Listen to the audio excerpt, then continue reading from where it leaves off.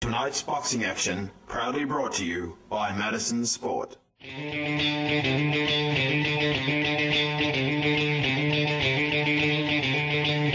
have here with me Brian Ebersol from the United States, one of the most well-credentialed fighters ever to come to Australia's shores in mixed martial arts. Now, Brian, can you tell me a bit about your career and your style of fighting? I wrestled all the way through college, so grappling, being on the ground has always been my background.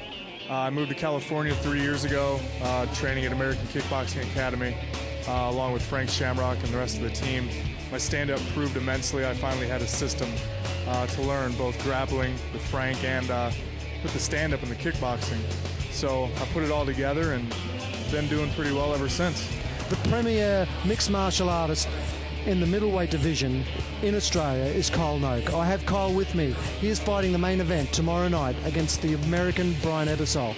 Kyle, how do you think this fight will go? I think it'll be a good, hard fight. I know he's a really good fighter, so it's a good test for me. How's your training been going? Yeah, it's been going really well. I feel good, so I can't wait. Okay, tell me, have you got a prediction on the fight?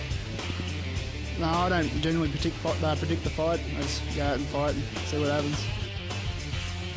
Brian Ebersol.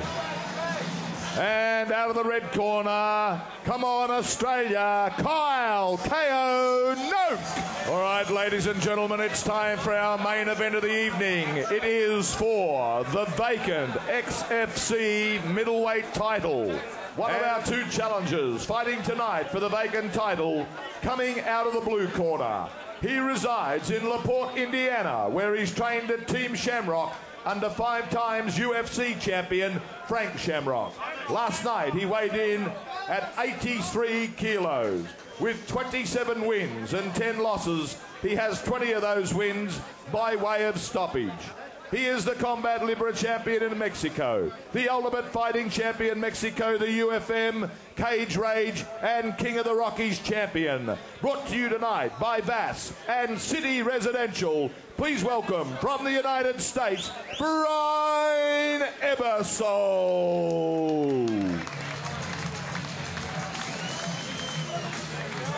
Making his way down the highway from the wonderful Sunshine Coast, where he lives and trains at Integrated Fairtex Gym under the gaze of Australian MMA legend Dan Deathroll Higgins and Ian Mellor. He weighed in at 82.75 kilos.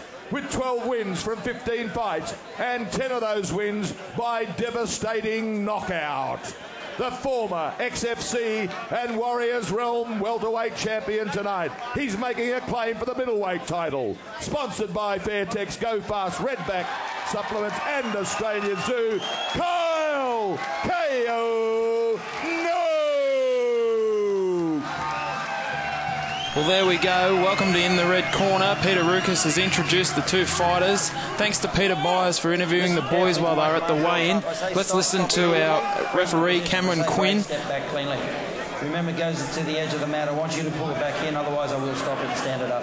Watch the back of the head and watch holding the throat. You're very clear on the rules. Touch gloves. Protect yourselves at all times. Okay, 5 by 3 minute rounds for the XFC 83 kilogram middleweight title. I'm joined tonight by Justin Lawrence, owner, manager, profiteer of XFC. How are you, Justin? Very well, thank you, Rastus. Thank you, mate. Now, Brian Ebersol, tell us how you got him here in the country and to fight Kyle. Sure, Brian's from Frank Shamrock's academy in San Jose, California. I've had Frank out here before, and I want to bring someone out tough to test this young Aussie kid, and Brian's the man to do that. He struggled a little bit to make the weight. Was that unusual? Did you expect that coming? No, he's a wrestler. He's used to cutting weight. He had it down to a fine art, and he just left himself a little short at the end and had to take a little extra off. No hard day for him, though. So we've got Ebersol in the white trunks here with the shaved head, and Kyle Noke in the green sort of beige coloured trunks. Yeah, the non-white trunks, I think we'll call them. Yeah, there's a few too many colours there to call. Yeah, interesting matchup here. Brian is a very, very accomplished amateur wrestler, freestyle wrestler. He probably will look to take Kyle down to the ground. Kyle's a dangerous striker. He has a good ground game too. Let's just see how the fight goes.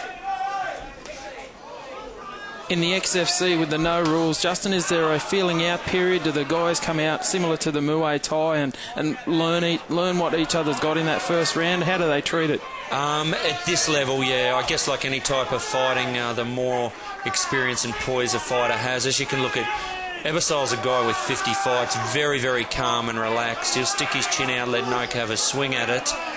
He's prepared to sort of feel his way in, get his range.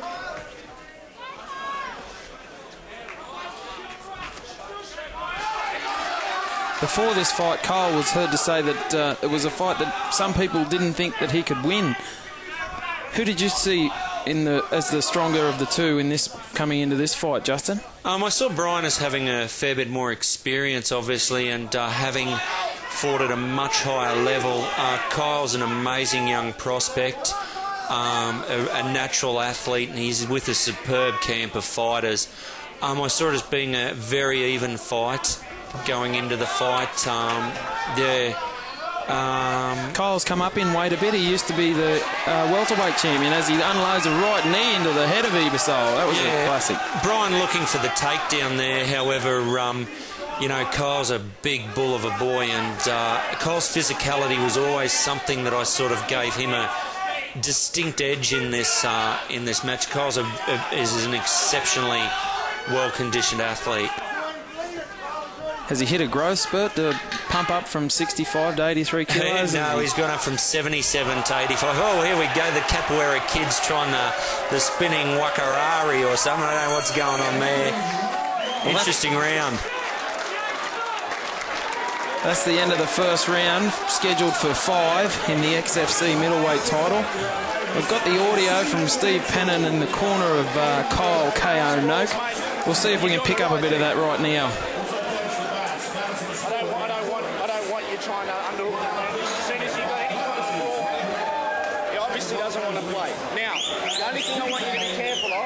Where's the Vaseline? The only thing I want you to be careful of is that he's not playing cat. Where's the Vaseline, he said? Better stand up.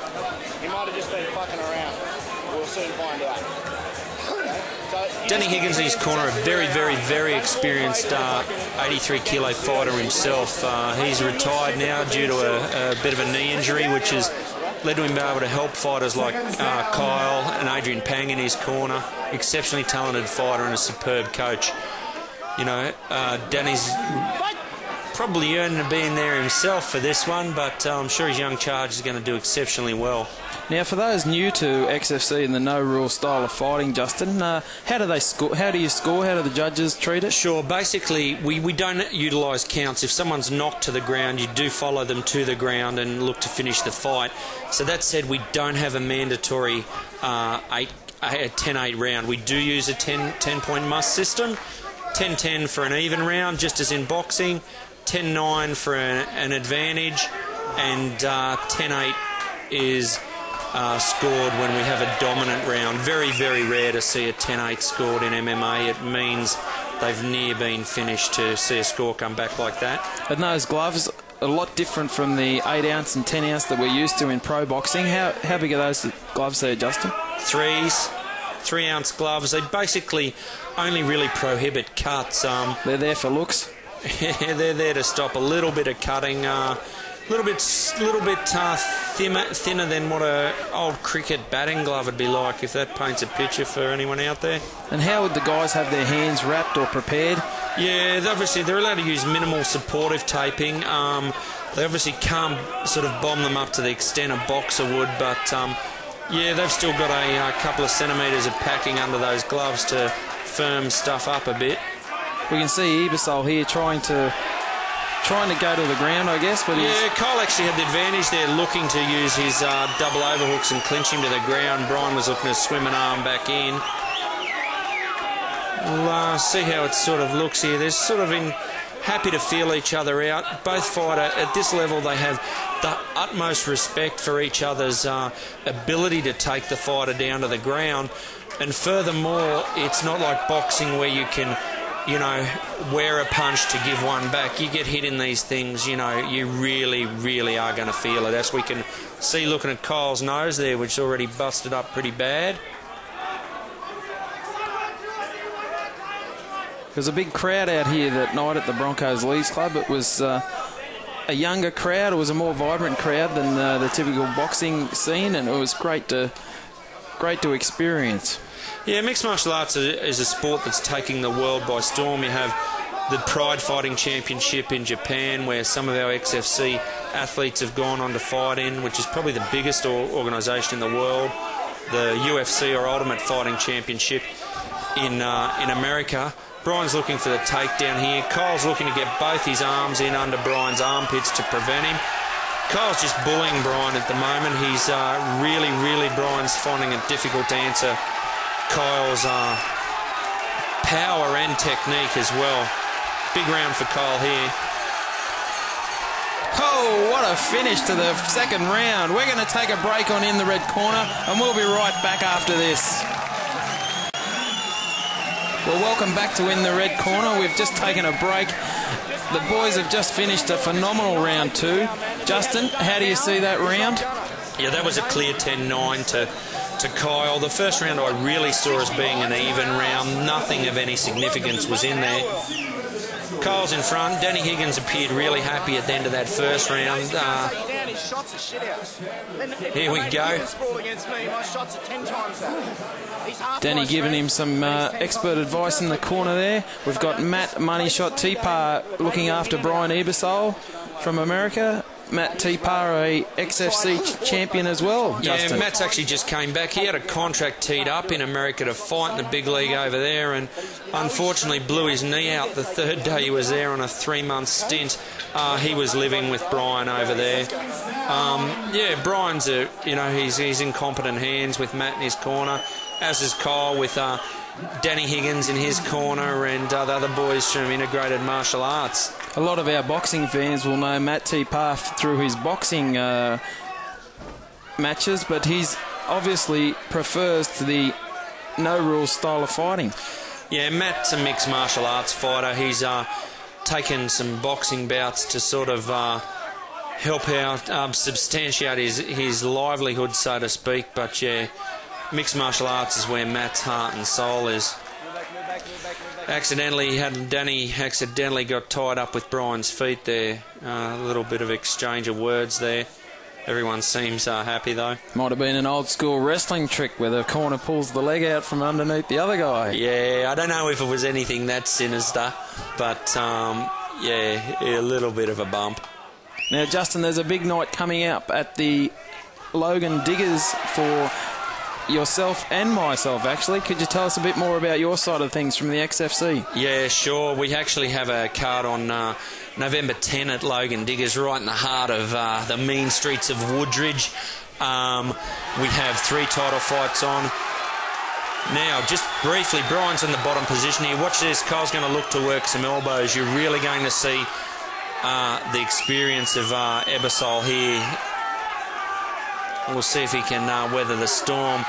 He has Kyle in the guard position. Whilst he has Kyle in between his own legs, it's the safest position for Brian to be in, where he can sort of stop Kyle from unloading with big punches and knees and stuff like that. Kyle is looking to utilise elbows here to cut. He could use submission holds if he wanted to. Brian's just looking for an armbar there. Kyle's answering with some big heavy leather of his own. We've got some fantastic camera angles from the Red Corner crew tonight. Bucko and the boys, fantastic work. Yeah, Kyle slipping through elbows here. In the XFC, you're allowed to use punches, kicks, knees and elbows, and submission holds, you know, breaking things, bending them the wrong way. Brian had to think about taking one of Kyle's legs there. Referee Cameron Quinn won't take much of this. He's getting them up. You see that a bit in the UFC, where a guy will stay on the ground and encourage the other guy to come down on the ground. Is that something the XFC looks upon?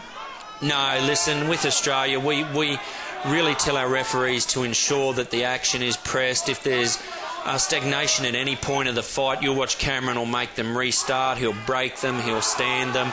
We really cater towards the fans who really want to see the boys throwing a bit of leather. They're definitely throwing some leather in this fight, Justin. Yeah, it doesn't do it much justice sitting here in the studio.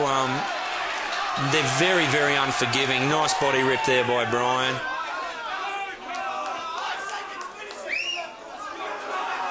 Yeah, Brian trying to egg Kyle on, get him to commit. He won't. Kyle's showing experience beyond his years here, and he's not buying into Brian's games, but well, that's the end of the third round. It looks to be a shutout at the moment towards Kyle KO Noak. Just going back to the Logan Diggers night, November 10, which is tomorrow night for the Brisbane viewers. Certainly is, mate. Listen, tomorrow night we have on Brian Ebersole will be returning to the XFC ring. He'll be taking on a Dave Frendon from Dave's coming up from Newcastle. Dave's fighting at 95 kilos, which is Brian's natural weight. He might feel a little better at that weight. That'll be a 95 kilo light heavyweight fight. We have Brandon Bell from New Zealand taking on Australian Jiu-Jitsu champion Justin Murray, who's also coming up from Newcastle with his trainer Jamie Ballard. Last but not least, we have a rematch from a controversial match from this show here. Marcio Bittencourt from Brazil will be fighting Australia's very own Steve Gillander for the 65 kilo title, plus a full undercard. As we head into round 4, we have Brian Ebersole in the white trunks and Kyle KO Noak in the, we called them multicoloured trunks before, so I think that might be a bit of hyper camo trunks or something like that. Referee tonight is Mr. Cameron Quinn. This fight sanctioned by the XFC, and it was for the XFC middleweight title. Brian's having a bit of fun here. He want to as the Aussies say, pull his finger out. He's definitely 2 rounds down here with a draw in the first. He's still got time to do something, but it's time to bring on the action. Oh, lazy little spinning back fist there by Kyle. Not really his normal game. The boys have started to open up a few of the trick shots, that you could call it. Yeah, nice low kick there by Brian. Brian's really just... he's feeling around. He really wants to get this to the ground. I just don't know if he knows. Yep, call him Brian. He's a tough boy. How different would a ring be from a cage? It's Brian Ebersole has had plenty of fights inside a cage, and I just don't know how many fights he's had inside a ring. Brian's primarily fought in the cage in America. The style of fighting with a cage allows you, it's easier to take people down as you can sort of, well, I guess you're going to bounce off the ropes here or fall through the ropes, causing a restart, whereas in the cage, like in a wall, you can pin them against the wall. Then it's a little simpler to watch this. You probably... Yeah, Kyle's just wrestling superbly. Kyle's actually thinking about a takedown. He probably knows that he shouldn't do it and is having a second guess there not to do it because he has a distinct advantage standing at the moment. We'll see here. Yep, Kyle's out of there and he'll start banging again. Let's see what happens. That's just the strength of Kyle KO Noak coming through there. Yeah, he's very, very technical as well. There's so much more to it as to the position of your own arms, leverage, etc. You'll notice if someone has, as opposed to Muay Thai where they have overhooks like grabbing the guy by the head, in mixed martial arts they'll often look to underhooks, getting their own arms in under the other guy's armpits and literally clinching him to the ground. Nice little punch got through there by Kyle. And Brian Ebersole may, in fact, in losing that weight, lost a bit of strength. Yeah, potentially. That's the thing with cutting down too far. You can lose strength, but I think there's nothing to be taken away from Kyle here. He's a big boy. He fought for years staying under 77. Was like a prisoner of war at Integrated Martial Arts. They wouldn't let him eat, but now he's at his natural body weight, fighting at 83 kilos. Kyle's walking around probably about the 90 to 95 kilo mark when he's getting a little lazy, but he's a big boy, cutting a lot of weight to make the 83 kilo class. Well, that's the end of round 4. During this break, we're going to take a break. We'll be right back straight after these messages. silly. Just what you're doing, all right? I just want Well, just as you've heard, welcome back to the show. This is the last round. This is round 5 of the 5-round title fight in the XFC middleweight title. You can see Kyle KO Noke on screen currently, and he's up against Brian Ebersol from the USA. I'm with Justin Lawrence, who is the XFC promoter. And Justin, big night at Logan Diggers tomorrow night. Yes, sir, big night indeed. We've got our 3 XFC title fights plus a full undercard. And imagine that, on your boxing side of things, we've got the Maori Hirawa Hillbilly Tarangi taking on Alex Leapai, who I think is Tongan. Alex the Lion Leapai from Samoa. He's Samoan. Don't let him say I said Tongan. He won't be watching telly, will he? Everyone will remember Alex Leapai's fight with Mark Demori. He's had some time off out of the ring, and he is back bigger, badder, meaner than ever before. And he will unleash hell on poor Hirawa Tarangi tomorrow night. I think it's going to be a cracker. We've got the Islander and the Kiwi having a stoush right in the heart of Woodridge, mate. So we've got security on double overtime tomorrow. It'll be fantastic. There's also a real grudge match between two guys that fought each other 3 times in the amateurs, Jason Schubert and Jason Konoski. And we've got Andrew Sundance Gosden up against the international Scottish fighter Ross McLeod. So, too much boxing and too much action tomorrow night. Not really too much. Get down and have a good look at it, I say. It's going to be a good one. Keep your eye on Ross McLeod. The guy boasts a wealth of European kickboxing titles, mixed martial art titles, and he's done a little bit of boxing too, which we might see tomorrow night at Diggers.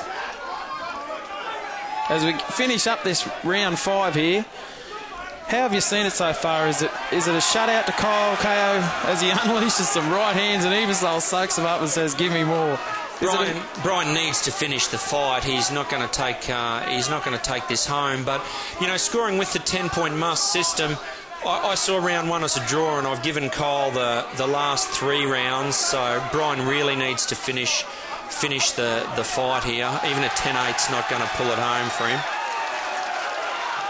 The atmosphere in the room that night was phenomenal. The crowd really got behind the Aussie boy against the Yank, we can call him. A lot of Aussie pride was there. You know, Kyle has a strong support base. Yeah, it was a big fight for Kyle. He's come through, he's had some difficult times with the passing of a loved one of late, and he's pulled out something special tonight. And yeah, it's a great fight. Brian's nearly got the takedown late in the fight. He must feel so frustrated here. Well, that's the story of the fight, isn't it? Brian Ebersol wanted to take him to the ground the whole fight, and he just couldn't do it. No, Kyle's coming extremely well prepared. There was that move that you called the Hirawachi something. It's the monkey magic. It's, yeah, Brian actually connected with that one in America and put a guy down to the ground and then followed up and gave him a bit of a thumping on the ground. Not in Australia, though, bloke. We've just seen Brian's mouthpiece go out of the ring from Kyle. They see Kyle fishing those double underhooks. Kyle's fought a perfect fight. He's going to... Yeah, big fight for Kyle. Excellent effort from both guys there. Yeah, Brian, I guess he's the fighter the fans are loving to hate right here tonight. He's an awesome guy. he's played the bad guy really well tonight. Yeah, big fight for Kyle. Pretty proud of him, as all his teammates are here. Going to the judges, they should feel fairly confident. Here we go. Here's our decision. Adjudge the fight 50-48. Noke. Judge 2.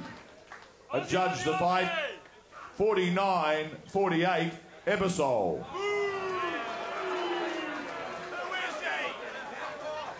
Our third judge adjudged the fight